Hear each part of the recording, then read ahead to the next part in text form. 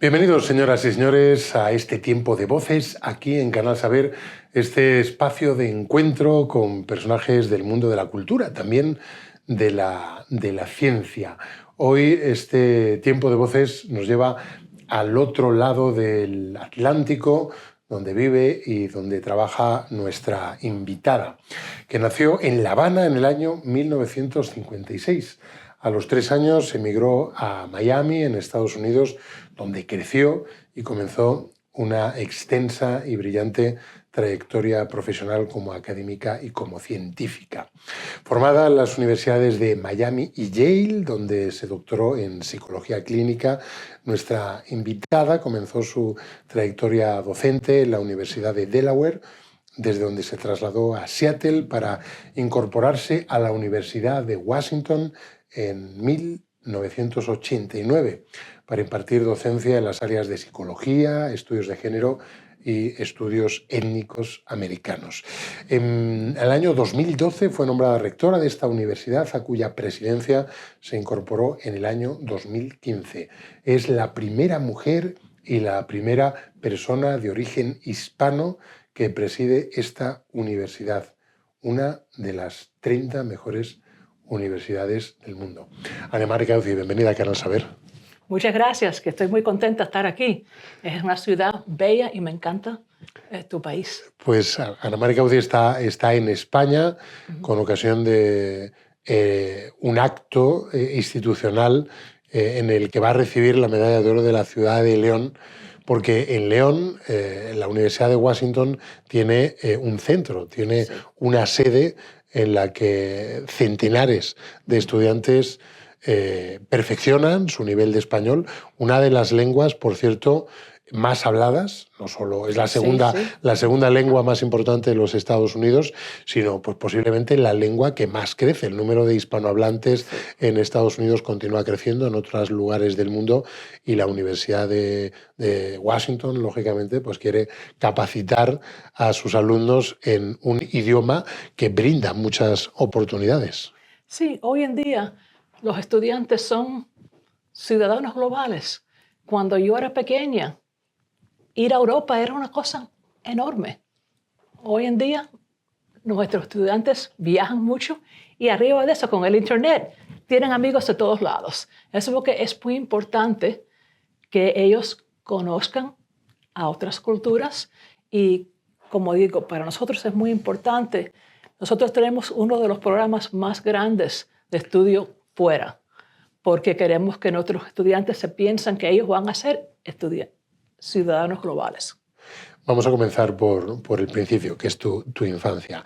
Naciste en Cuba, como comentábamos, sí, en el seno de una familia de intelectuales, de académicos, pero a los 3 años tuviste que salir abruptamente de Cuba. Tu padre era ministro de Educación del presidente cubano Fulgencio Batista, y con la llegada con el proceso de la Revolución Cubana, pues lógicamente tu familia corría peligro, y es ahí donde pues comienza un éxodo hacia Miami. ¿Cómo viviste o qué recuerdas? Imagino que muy poquito porque tenías solo 3 años, pero ¿qué recuerdas de tu infancia y cómo fueron esos primeros años en Miami? Bueno, lo que me acuerdo más es al principio el aprender inglés, que lo aprendí muy rápido. Me acuerdo que me preguntaban, ¿cuánto sabes del inglés? Yo lo sé todo, pero al principio eso fue un poco difícil porque se demora un poco en aprender otra lengua. También creo que yo tenía 3 años, yo me acuerdo muy poquito de Cuba. Yo he visitado Cuba y me encanta la gente y la cultura, pero la verdad que no es como yo tengo. Fue muy difícil para mis padres. Mis padres los dos trabajaron en factorías, pero yo misma nunca padecí de nada. Siempre teníamos los libros. Mi tía, yo vivía con mis padres, Después mi tía, mi abuela también vivían con nosotros. Vinieron mucha gente por nuestra casa cuando venían, porque nosotros fuimos de los primeros de venir, de salir de Cuba. Y entonces, por ejemplo, cuando yo empecé en la escuela, no habían casi ningunos cubanos. Y después yo creo que en parte yo me interesé en ser maestra porque la maestra me usaba a mí para traducir. Porque ya yo sabía inglés y cuando venían los nuevos yo le ayudaba a traducir. ¿No? Pero fue, imagino, realmente duro esos primeros años, la llegada a Miami. Tu padre pasó de ser ministro de Educación a, creo que, trabajar en una fábrica de zapatos. ¿Sí? ¿no?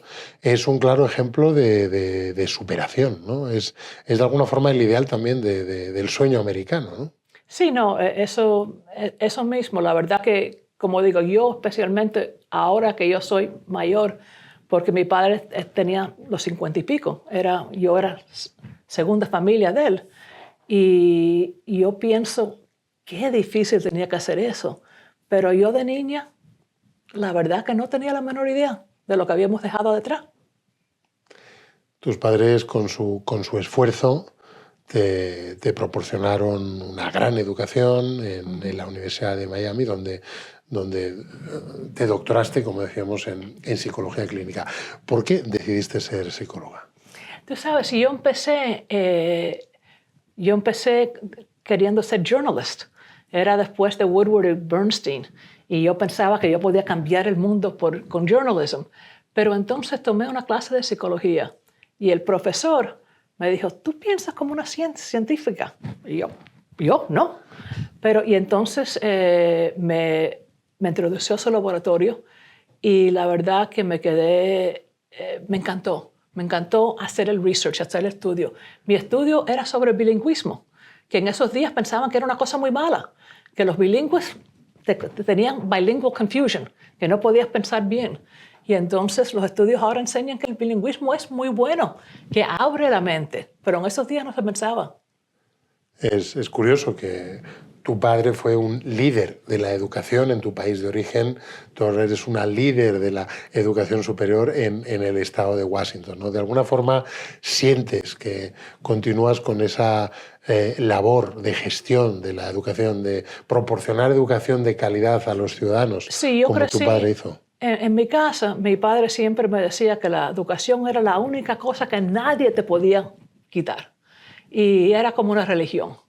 Y entonces yo tuve un tiempo que quería ser maestra. Y la verdad que ahora soy maestra, en distintos niveles, pero soy maestra. Además, sí, ciertamente, porque ¿Sí? tienes claramente una gran vocación hacia la enseñanza, ¿no? Y además una gran preocupación que ha sido uno de los ámbitos de especialidad científica, los adolescentes, Sí. los jóvenes especialmente en riesgo. Es un ámbito en el que has estudiado, en el que has trabajado como investigadora de la psicología clínica. ¿Por qué esa gran preocupación por los jóvenes y en qué crees que la psicología ha evolucionado en una sociedad en la que cada vez los adolescentes tienen más riesgos? Sí, no, me interesa en los adolescentes es porque es un tiempo de muchos cambios, en que hasta un muchacho que no ha tenido ningún problema, posiblemente le sale entonces. O además, un muchacho que ha tenido problemas lo puede arreglar. Eso porque es un tiempo muy interesante. Y también, por ejemplo, tú vas a un colegio de muchachos de 6 o 7 grados, y mi español no es tan perfecto, y tú ves que hay algunos chiquiticos, otros muy grandes, un tiempo de mucho, mucho cambio. Y la verdad que eso es lo que me interesó, que si uno puede hacer una intervención positiva a esa edad, haces un cambio enorme. Y también yo creo que me interesó mucho porque esa es una edad en que la relación entre los padres y los hijos es muy importante. Los hijos están separándose de los padres, pero los padres siguen siendo muy importantes.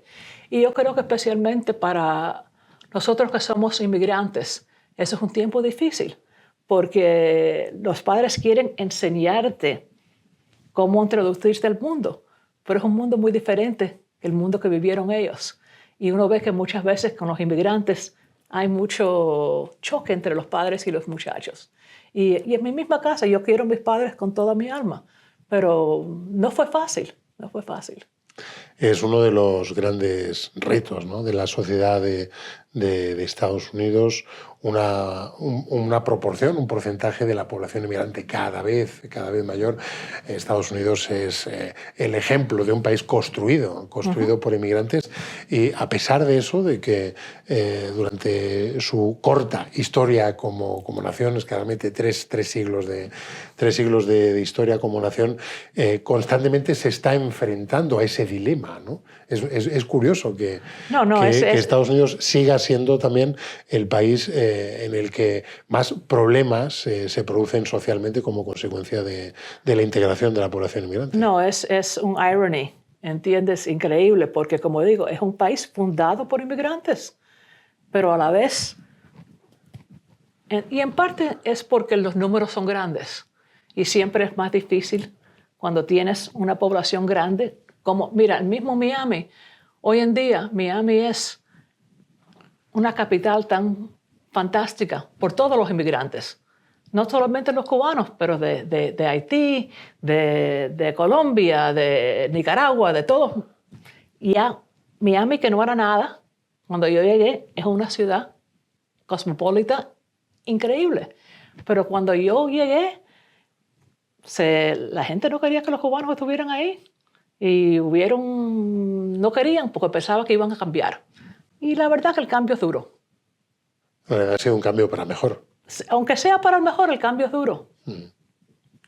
Has tenido que superar muchos retos en tu vida. Digamos que eres la primera persona de origen latino que preside la universidad, pero también la primera mujer. Eso cuando se es inmigrante y se es mujer, uno se enfrenta también a muchos más retos, ¿no? Claro, porque sí. Indudablemente has vivido un periodo de tiempo, afortunadamente no es el actual, con una sociedad también pues, muy marcada por el machismo, por supuesto. No, sí, no, la verdad que en cierta manera, por ejemplo, uno ve que uno está en un cuarto con otros presidentes o con otros personas de la administración, y cuando empiezan a hablar de números, van muy despacito porque eres que no estás, como mujer, ¿cómo vas a saberlo? Y yo hago investigaciones, pero todavía las cosas están mucho mejor que antes, no hay duda. Hay muchas más mujeres presidentes ahora que cuando yo empecé, pero todavía hay muchos estereotipos. Promover la presencia de la mujer en la ciencia también ha sido otra de tus prioridades, ¿verdad? Sí, porque creo que es muy importante. Estamos en un momento muy, muy interesante en términos de la ciencia, porque muchos de los estudios que teníamos por muchos años están como la artificial intelligence. Hemos tenido unos avances enormes. Yo me acuerdo cuando yo hacía mis estudios de estudiante graduado, un computer estaba ahí atrás y era enorme. Ahora yo tengo más poder ¿entiendes? En mi teléfono que tenía un computer. Hemos hecho unos cambios enormes y es importante ahora que la tecnología, ahora que la ciencia es parte de la vida de todos. Si tú vas a estar en una corte, tú tienes que saber lo que es DNA. Es importante que sea para todo y que sea inclusivo. La primera mujer, como decíamos, presidenta de la Universidad de Washington. Vamos a hablar de la universidad en el noroeste del país, en Seattle, el estado de Washington, universidad fundada en el año 1871, una universidad de la que, por cierto, se ha hablado mucho recientemente con ocasión del estreno de la película Boys in the Boat, sí, la película de George Clooney, que narra uno de los grandes hitos de la Universidad de Washington. Año 1936, el equipo de remo de la universidad, contra todo pronóstico, el equipo de primero, se va a la final de la liga universitaria. Creo que gana a Yale, que también es tu universidad. Sí. Luego hablaremos. Bueno, hay un enfrentamiento ancestral entre Washington y Yale en remo. A veces ganan unos, a veces ganan otros. Bueno, pues fue la Universidad de Washington la que ganó en ese año y se fue a las Olimpiadas que celebró el nazismo, el régimen de Hitler en Berlín, y ganó, contra todo pronóstico, la medalla de oro, los Huskies de la Universidad de Washington. Bueno, una universidad, supongo que da vértigo asomarse a la historia de esta universidad, ¿no? Año 1831, una de las grandes universidades de Estados Unidos. Pero la cosa de la razón que me encanta la película tanto y el libro, que también es muy bueno, es que todavía es la historia de la Universidad de Washington. La Universidad de Washington es una universidad que es accesible a los muchachos de padres que nunca han ido a la universidad, de que son obradores, y en una manera que no es así en Yale o en Harvard. Y entonces es una historia de los muchachos que los remadores en esa película empezaron a remar para poder pagar la universidad.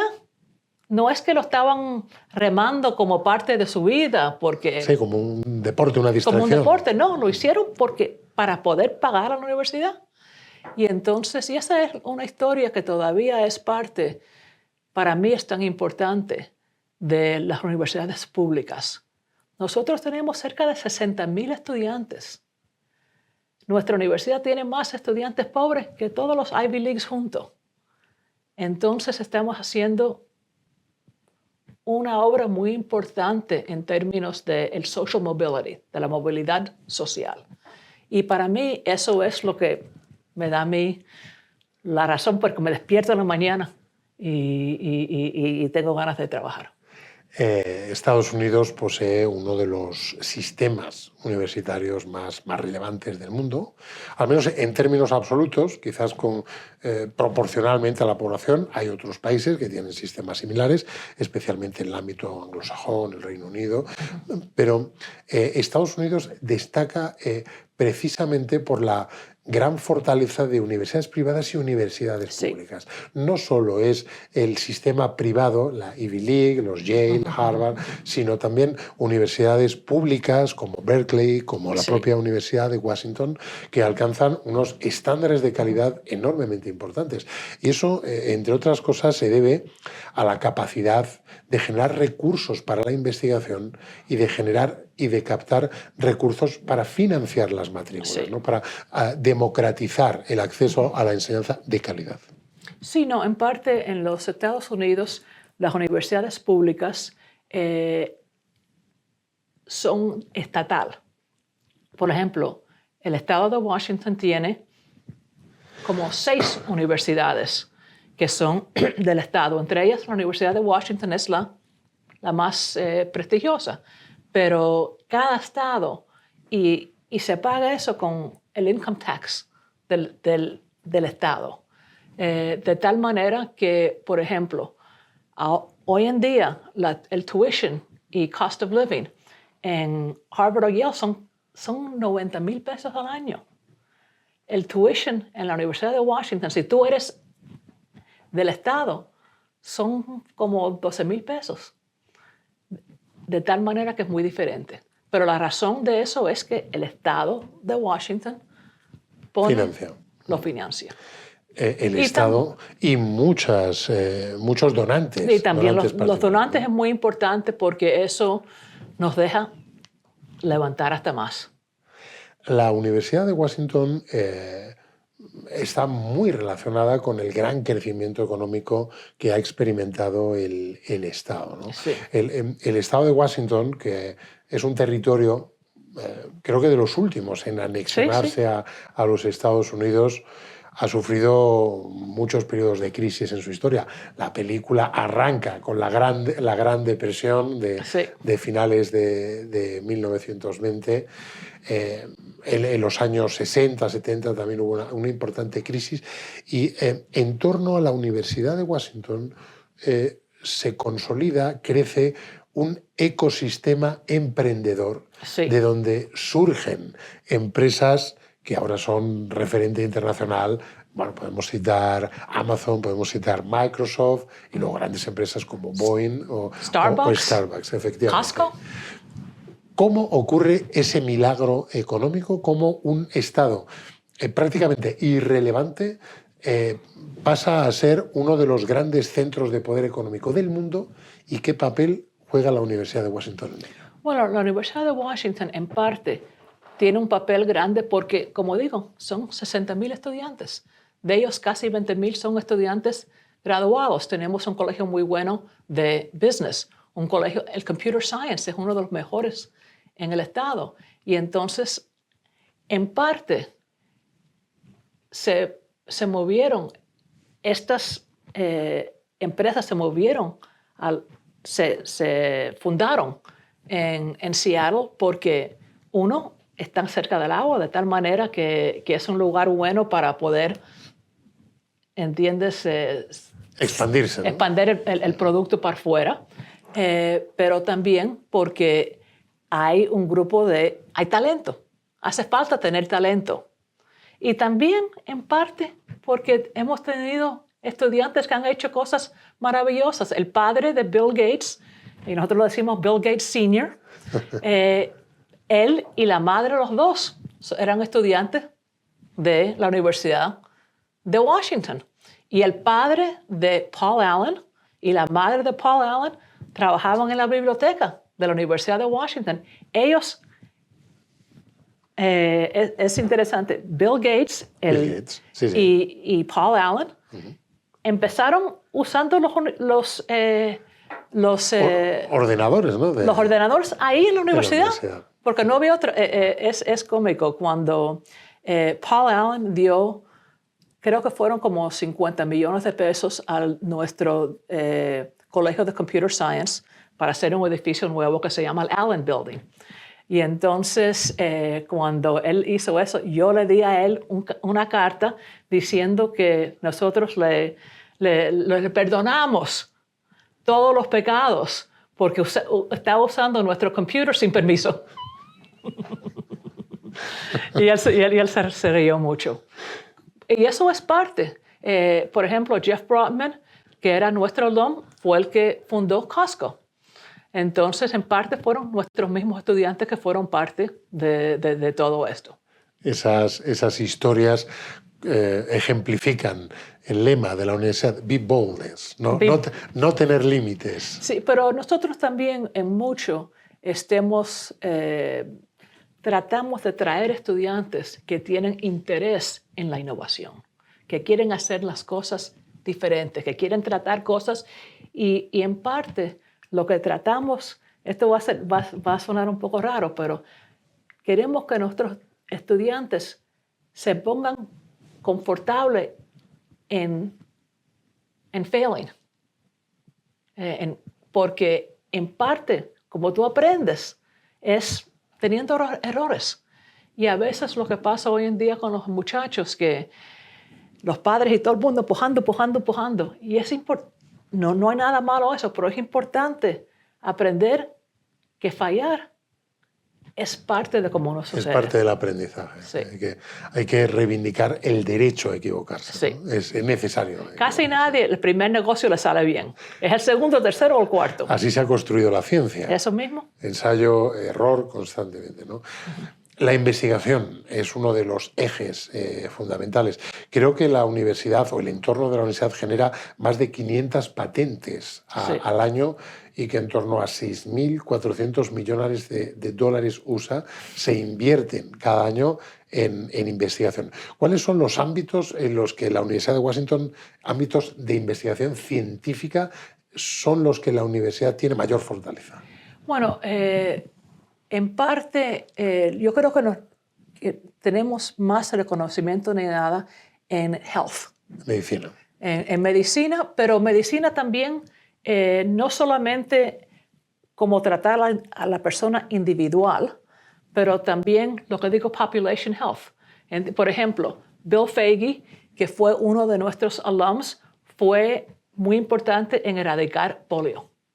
Eso porque los dos, investigación sobre un individuo, pero también mirando las poblaciones. Que eso ha sido muy importante de la Fundación de Gates, que está haciendo estudios, muchos de ellos en Sub-Saharan Africa, etc. Y fue muy importante. Nosotros tuvimos un rol importante con COVID. Ser presidenta de la Universidad de Washington es como ser mayor de una gran ciudad. Bueno, sí, en cierta manera, sí. 500 edificios, 3 campus, más de 60.000 alumnos, 17 facultades y escuelas. ¿Cuál es el reto que supone ser presidenta de la Universidad de Washington? Bueno, entiendes, uno trata de... Hay momentos en que es increíble cuando veo el tamaño y me da mucho orgullo. Pero como todos, la manera que yo trabajo es tener un team muy bueno. Yo digo que sin cualquier problema, yo soy la más inteligente en el cuarto, he fallecido. Entonces la cosa es tener un team muy, muy bueno y tener estudiantes fantásticos. Y tenemos mucha suerte en eso. Estudiantes que están en todas partes del mundo, que siguen siendo embajadores de esa marca del estado de Washington, uno de los territorios, como decíamos, más innovadores del mundo. Y volviendo a España, donde ahora nos encontramos, Ana Mari, ¿qué es lo que te gusta de España y qué es lo que te cuentan los estudiantes de Washington que vienen a España y luego regresan? ¿Qué es lo que cuentan? Bueno, yo tengo una afinidad a España personal. Mis abuelos, mis bisabuelos son de Galicia y también de Castilla y León. Entonces me siento muy como estos. Es tu origen, ¿no? Tu origen, es parte de mi origen, pero también es muy importante porque, por ejemplo, España está en todo que tenga que ver con innovación también. Y muchas de las áreas, cybersecurity es muy importante. La cultura. Imagínate, la cultura que los estudiantes aprenden cuando están aquí. Yo te digo que los estudiantes, una de las cosas fantásticas de nuestro Study Center aquí es que los estudiantes se quedan con familias. De tal manera que no solamente estudian en la clase, pero aprenden de la cultura con las familias y muchos se enamoran con las familias. Y hemos tenido varios que se han enamorado también y se han quedado. En todos los sentidos, también el personal. Sí, también el personal. No, ellos llegan, ¿entiendes? Y la mayoría vuelven otra vez y traen a los padres y traen a los hermanos porque este es un país increíble. La verdad que lo que está haciendo, por ejemplo, España está a la frontera sobre el bilingüismo. Nosotros hemos tenido muchos de nuestros estudios de bilingüismo se hicieron aquí en Madrid. Entonces, nuestro partnership es en muchos distintos sentidos, en la educación, pero también en el research y los estudios, y también en la innovación. ¿Cuál crees, si tuviéramos que definir a la Universidad de Washington ya para terminar, además de la unión que ejemplifica los remadores, ¿no? 8 no, solo uno, ¿cuál dirías que es el gran valor, la gran fortaleza que tiene la universidad que tú representas? La inclusividad, la idea que cualquier estudiante puede entrar y puede superar a su familia, a las generaciones y superar al mundo. Ese sentido de servir al público. Pues con esa idea, que no es una idea menuda, nos quedamos. Ana Mari Cauce, una persona sin límites que ha traspasado muchos de los techos de cristal que existían en la sociedad y que lidera con esa vocación de servicio, de entrega, de inclusión de todos en esa gran institución una de las 30 mejores universidades del mundo. Ana María, muchísimas gracias. Muchísimas gracias. Pues con la presidenta de la Universidad de Washington ponemos el punto final a esta edición de Voces. No olviden suscribirse al canal y compartir este contenido si les ha gustado, que estamos seguros de que sí. Les esperamos en una próxima edición de nuestro programa aquí en Canal Saber. Hasta entonces, que sean muy felices. Adiós.